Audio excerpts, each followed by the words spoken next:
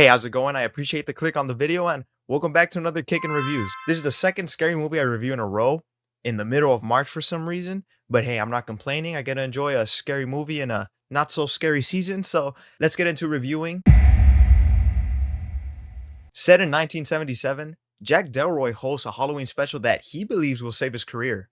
But what he doesn't know is he's about to unleash an evil that no one could have expected. I want to start off by saying that this could have been a great horror film. Now, I say could have because the success of this film is heavily undermined by the use of AI. Now, no matter how minimal the use of AI is present during the film, it's kind of a wrong place, wrong time kind of situation. As in, if this movie was released 2 years ago, it would have been probably held as the best horror movie, no matter the use of AI, but because it came out a couple months after the protest of AI in the film industry, it feels kind of distasteful. I still want to talk about this film because I feel like the work of others shouldn't be just discarded because of the laziness of one person. Now that I got that out of the way, I want to praise the visual aesthetics.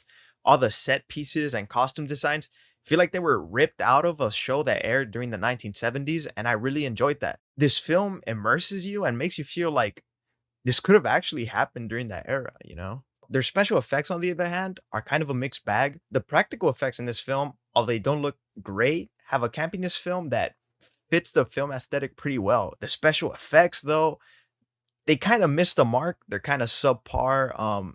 They don't do it for me. If you see a special effect on screen, it kind of takes you out of the moment because it doesn't look that great. So the special effects are kind of booty cheeks in this one, and I much prefer the practical effects. I wish they did more practical effects in this movie, as I really enjoyed how those looked. When it comes to acting, I think everyone did a great job, especially Jack Delroy. He plays the role of a TV show host super well, that if he was a TV show host like right now in 2024, dude, he would have been the most successful TV show host ever, man.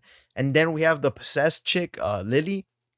Whatever they gave this girl to study to become like this role, dude, it must have been the most nefarious, dastardly piece of media ever, because dude, she was creepy in every scene she was in. Sometimes she would look at the camera, dude, my fucking cheeks have never been tighter, bro. Something that really took me out of the film was probably that it takes its time trying to get to that big punch at the end, right? You know, it's kind of crucial to set up the story points and all that, but it really takes its time getting to the ending. Half the movie has nothing but like little sprinkles of horror. The thing I'm basing this criticism on is that Evil Dead Rise, that released last year, was horror from start to finish, right? This one doesn't hit the horror mark till like halfway there, so it kind of takes its time to get there, but honestly, it was worth it. During the time it takes to set up that final act, there's a lot of subplots introduced during the movie that I really wish they fleshed out a little bit more.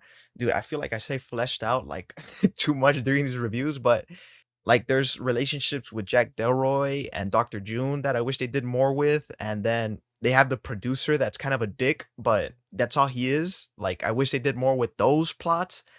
And those are just like off the top of my head. I really wish they fleshed those out a little bit more. They would have added a little bit more sauce to the movie, in my opinion, but they don't. So they kind of leave you wanting more, you know? I really want to mention that throughout the film, there are certain moments that make you question, like, who's involved in all this shit that's going on. There are many moments where you wonder if what you're seeing is real or if it's fake and who's behind it, especially that first guest, Crystal, who's supposed to be able to talk to ghosts.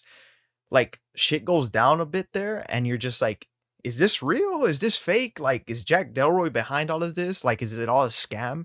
And I feel like moments like those really made the movie way better than it should have been. Now, to wrap this up, I really want to talk about the rewatchability of this film. You know, I'm not a fan of horror films, and this is largely due to the fact that a lot of horror films rely on jump scares. So once you watch it once, they kind of lose that entertainment value. And Late Night with the Devil doesn't have this fault, right?